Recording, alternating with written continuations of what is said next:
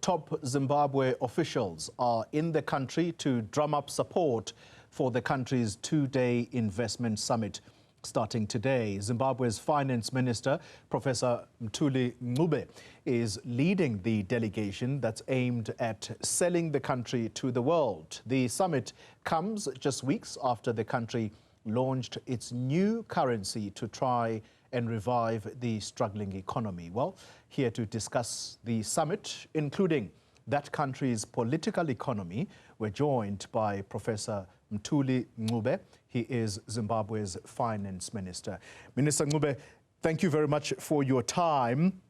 I suppose the first question is, why South Africa and not Zimbabwe, where investors could get a sense of the country that they are looking to invest in? I'm going to be doing that as well. Thank you very much. We thought that we should come to here to Johannesburg and speak to investors, so that we come to the investors and explain the opportunities that are available in Zimbabwe. But also we've had investment conferences within Zimbabwe itself, and have invited foreign investors to come in. I mean, as you can imagine, sessions such as this, summits such as these, it's an ongoing agenda. It's not a sprint, but a marathon. But also, it's part of a global agenda. We've been to China, we've been to Cape Town, we've been here in Joburg now, and then we'll be in Europe, but also US, and then we'll also go to other parts of Asia. So we've got a global agenda in terms of marketing the country, showcasing the opportunities in Zimbabwe, where investors could earn extra returns. So for those listening to our conversation right now, they're probably wondering, where do opportunities lie in Zimbabwe right now? Zimbabwe is an amazing country, amazing opportunities. Let me start with the people. Zimbabweans are very wonderful people, nice people. You have the highest literacy levels in sub-Saharan Africa. So when it comes to looking for skills, as you come into Zimbabwe, you'll find that it is easy for you to find the right skills to support your business. If the skills don't exist, certainly it is easy to train someone to adapt to whatever business you're trying to invest in. So just the people is a good start. Zimbabwe's human capital is quality human capital on the continent of Africa. That's the first thing. Secondly, let's look at mining.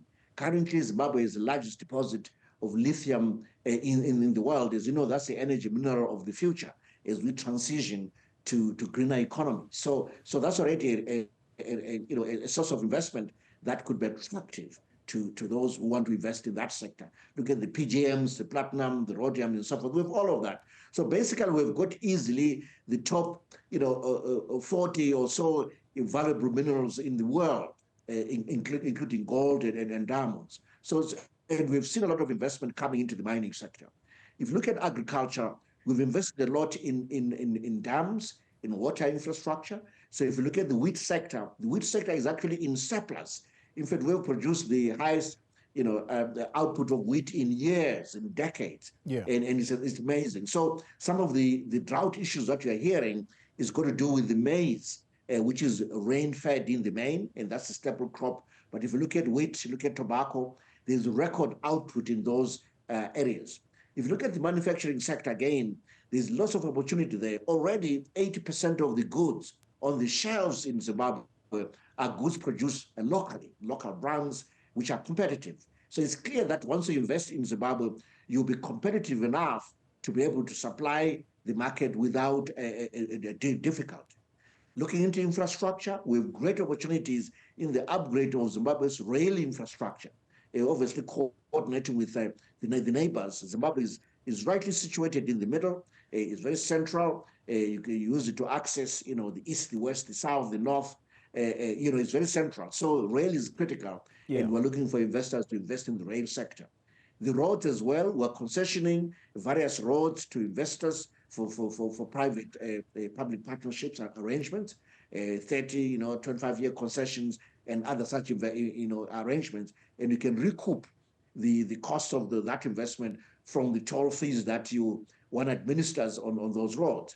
I could go on and on. There's just so much opportunity. I mean, with the Victoria Falls. That's an amazing, tourism, opportunity. And we need more hotels, not just in Victoria Falls, but right across Zimbabwe. And again, that's an investment opportunity that is available to investors.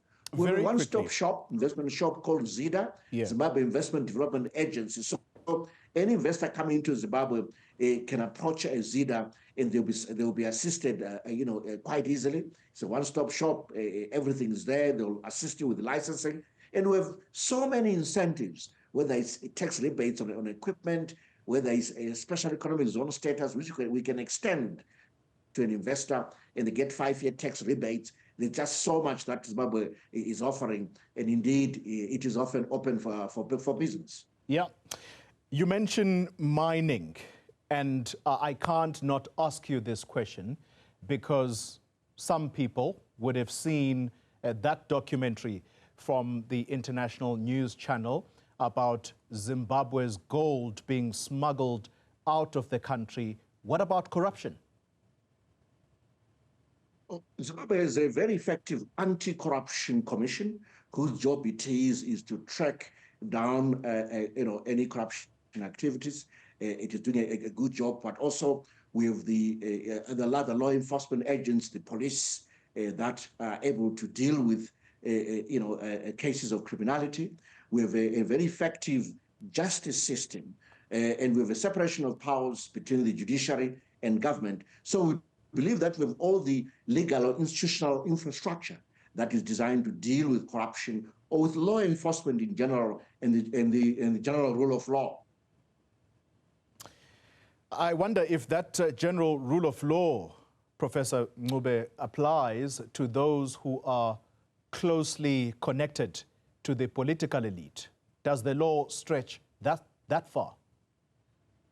The law applies to everybody. Nobody's above the law.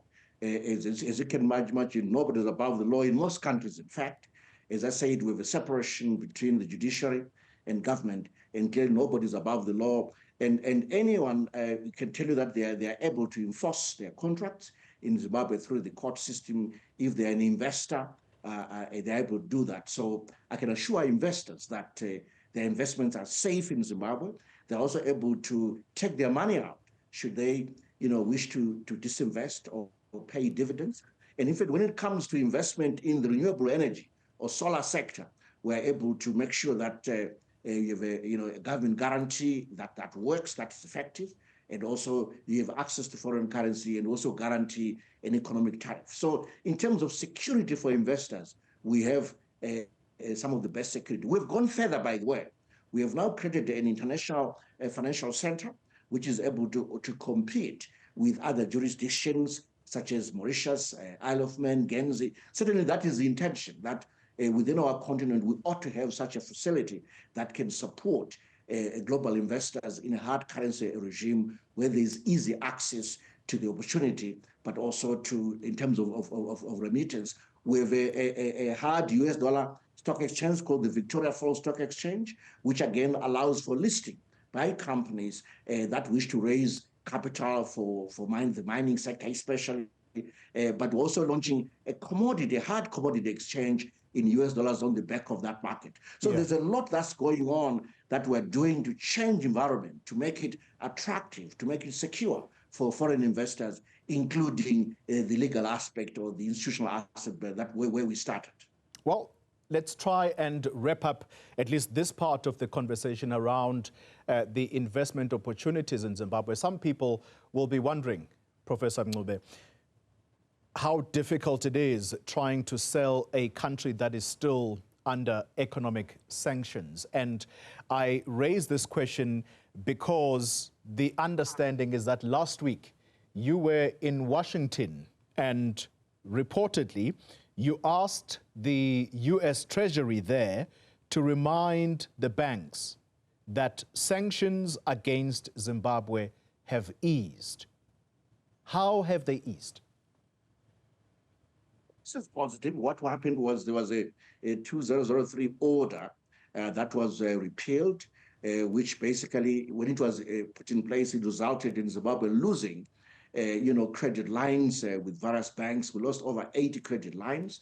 And the issue was that we just wanted to be clear to the global banks that Zimbabwe is open for business. So an advisory note would be in good order so that the banks know globally that Zimbabwe is open for business. They are very free to deal with Zimbabwe, but also our own domestic banks are also free to approach their counterparts and do business. I think that's a positive thing, and really want to make sure that this is amplified out there, and that we can then restore the credit lines that are needed to support the economy. And this is a strong economy. In 2021, Zimbabwe grew at 8.5%. In 2022, it grew at 6.5%. Last year, 2023, the growth rate was 5.5%. This year, there's a dip to 3.5%. But that is strong growth post-COVID. Really, we want to make sure that investors also benefit from this Zimbabwe opportunity by making sure that the message about some of these, lifting of some of the sanctions is understood, and then they can see that Zimbabwe is indeed a viable investment destination. It is an economy that is growing. You know what? I always remind people, if you meet a Zimbabwean driving a car in Zimbabwe, that car is fully paid off. If you see a house in Zimbabwe, the house has been paid off. So there's very little household debt. So you're dealing with consumers who are ready to support investors. And you can see why Zimbabwe is already a middle-income country and is destined to be an upper middle-income country. So as an investor, you want to enjoy that ride as we move forward with our growth agenda. Minister Ncube, can I ask you to just stay exactly where you are? I want to take a break.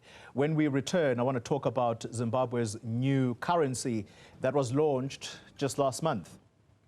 You're watching News at Prime. If you're just joining us, we are in conversation with Zimbabwe's Finance Minister, Professor Mthuli Ncube.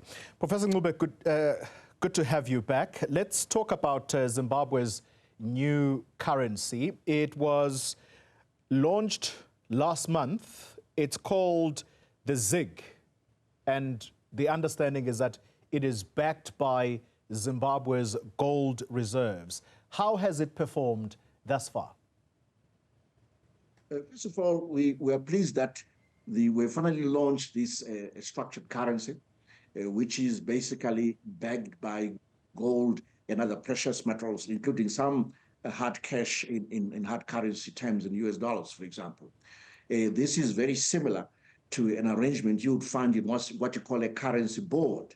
In a currency board, for example, you find that there's some reserves that back the notes and coins in circulation, and that's how we've structured it. So really the money that is in circulation cannot be increased at any more moment in time without first of all increasing the reserves. You asked about performance. So far, so good. We are pleased that it's been stable.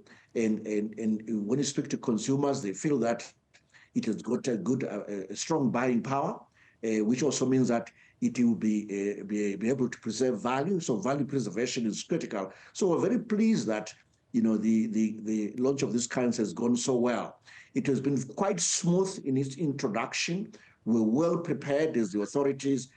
We made sure that our banks were also well prepared in introducing the currency, and so far so good. So when we started on the 5th of April, we made sure that, it was basically launched through the electronic platforms. So it was really the electronic version of the currency that was available. Yeah. And as of yesterday, Tuesday, we then launched the coins and the paper money aspect to really, which goes hand in hand with the electronic version. So now we've got both versions in circulation, and so far so good. We're pleased that it has brought relief to citizens who were heavily impacted by the initially weak Zimbabwe dollar. So we're really moving on, and our expectation is that inflation will come down as a result, and we expect year-on-year inflation to end within the ballpark of 5% on an annual basis. All right.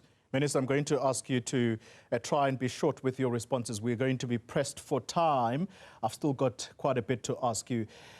This is the 6th attempt by Zimbabwe at launching a new currency. The previous attempts were plagued by a lack of trust from locals, including the international community. So I'm intrigued when you say that consumers are happy with it, particularly its buying power. Some people, though, are already saying, is it worth the paper printed on it?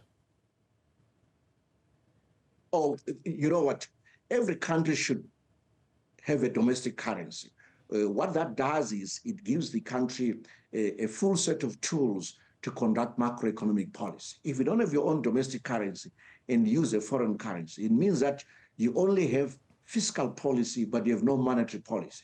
A country needs both, where you are able to control the domestic money in circulation, the liquidity in circulation, have control domestic interest rates, the cost of capital. You need that full bouquet of tools. So it's very important to have a domestic currency all the time.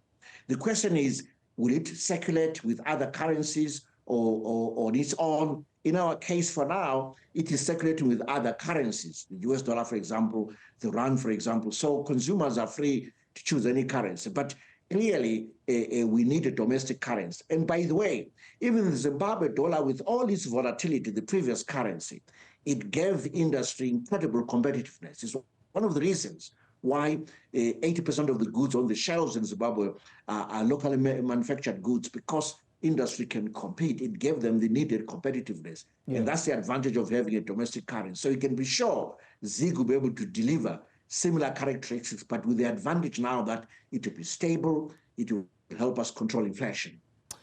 There are reports, though, Minister, that this currency cannot be used to pay for fuel, for example. There are also suggestions that some government departments within Zimbabwe are refusing to use it. How credible are those reports? Oh, well, I cannot verify whether they're credible or not. I haven't seen the reports. I don't know from whom. But the law is clear.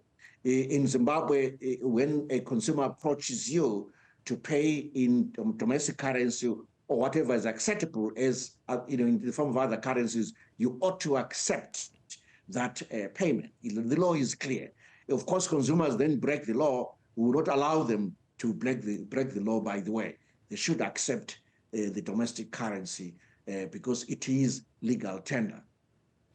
If it does not succeed, this latest attempt, does this mean that Zimbabwe will continue to be a US dollar reliant country? Let me say this, it will succeed. Why it will succeed is because we're determined as authorities that it should succeed. So we've taken certain measures to make sure the ZiG succeed. As I said, the act of its construction in terms of just the architecture, making sure that the reserves back the currency in circulation domestically is a wonderful way to keep the stability that is needed to make the currency successful. So I have no doubt that the currency will be successful. So we'll not speculate about whether it will be unsuccessful, then what will happen then. It will be successful. All right, we'll stick with your optimism for the moment. I want to talk about your tenure, Professor Ncube. You were appointed to this position of finance minister in 2018 by President Mnangagwa. How much impact do you think you've made in turning around Zimbabwe's economy? First of all, when I became Minister of Finance, we were hit by some shocks in 2019, the shocks of a drought, of a cyclone, and we were able to weather this storm. I was able to bring in the necessary financial acumen at the public sector level, which allowed us to respond to those shocks in a way that you have no idea, frankly. When it came to the second shock in 2020, which is the COVID shock, again, we were able to ride that shock. We're so organized. And in fact, when it came to purchasing the drugs, we had actually resources in our bank account when we were able to buy all the drugs we needed and administer the vaccines and deal with COVID in a very, very effective way. So all that has to do with being prepared, being fiscally disciplined. I've managed in the last 6 years to maintain a budget deficit within 2% of GDP. That is a record. That is a clear record by any standards, global standards. So that level of financial discipline is what has allowed the economy to grow. If you look at the GDP growth rates of, averaging 6.8% in the last 3 years, 4 years, again, that is remarkable. So really, when you look at the picture, it is one of prudent fiscal management, one of fiscal discipline, and one of successful macroeconomic performance in the face of tremendous shocks. And remember, we're doing all. Again, one is able to manage this economy in an environment where there is a large large foreign debt. We've been able to achieve what we've achieved without, the necessary support that other countries receive if they are up to date with their debt payments. For us, it's the exact opposite. But we're able to achieve so much, through our own resources. Look at the roads construction, the growth in the mining sector, the growth in the agricultural sector, the performance of the manufacturing sector. That's where this growth is coming from. So basically, I've achieved quite a lot as Minister of Finance. I'm very proud of my record. Yeah. Well, despite these achievements that you make, Minister, in December of 2023, a Reuters report came out and said that Zimbabwe's unemployment stood at 85%. Would you still regard your tenure as that of progress, or as that characterized by progress? I don't know where they got those figures. I don't recognize them as being correct. They are clearly incorrect. I think when you come to Zimbabwe and really take a look on the ground, we see a very different picture. Zimbabwe does have a large informal sector. Individuals working in the informal sector are actually self-employed. Would you call them unemployed? They are employed. They're self-employed. They are earning a living, and there they are. They are part of the economy. So really, I'm not so sure that those figures of 85% are accurate at all. So give us your figures. I don't know where they're coming from. But I don't want to argue against an institution. I'm not having it because I haven't seen the reports. You mentioned an institution that has these figures, but I can tell you that those figures are far from correct. So based on your data as the government of Zimbabwe, where is the state of unemployment in Zimbabwe right now? Well, what I can tell you is that yes, we have some unemployment, especially youth unemployment, and we are dealing with it. But I cannot give you a specific figure on where unemployment is as a phenomenon, macro phenomenon. All I can tell you is that we were always concerned about creating jobs, especially for the youth, and making sure that they are skill ready, they're employment ready. We've even changed our curriculum. We now have what we call Education 5.0, where we emphasize skills acquisition, skills development, to make sure that we can create entrepreneurs of the future out of our youth. All that is designed to deal with unemployment and make sure that we promote entrepreneurship. Well, the reason I ask you this question, Minister, is because perhaps unemployment is one of those best indicators as to whether or not there is progress in your country. Zimbabwe's economy has been struggling for decades, Professor Ncube, and I don't need to remind you this. So my final question to you is, what hope is there that under the ZANU-PF government, the very same government that's been accused of mismanaging the economy, what hope is there that the economic fortunes of Zimbabwe will turn for the better?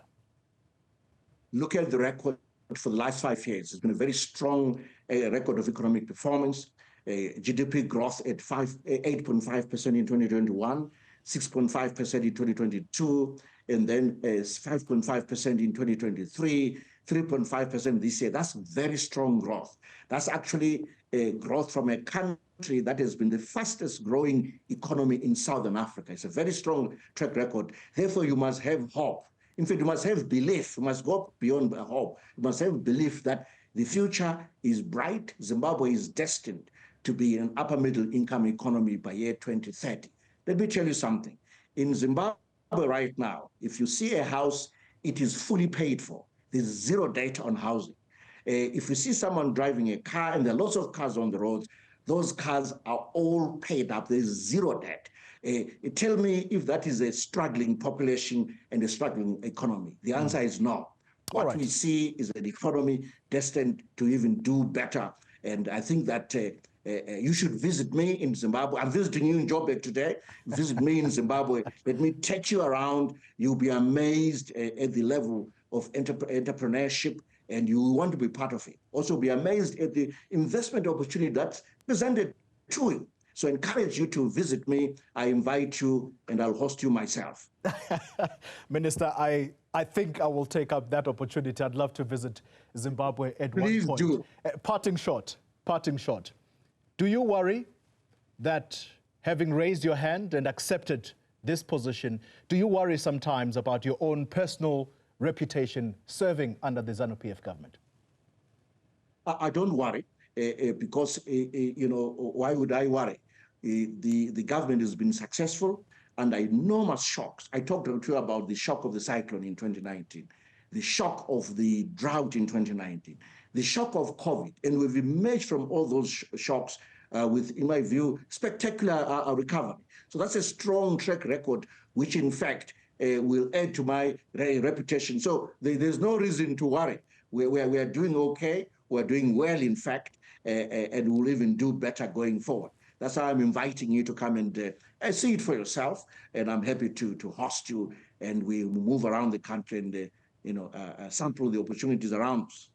Professor Mthuli Ncube, thank you very much for your time, Zimbabwe's Finance Minister.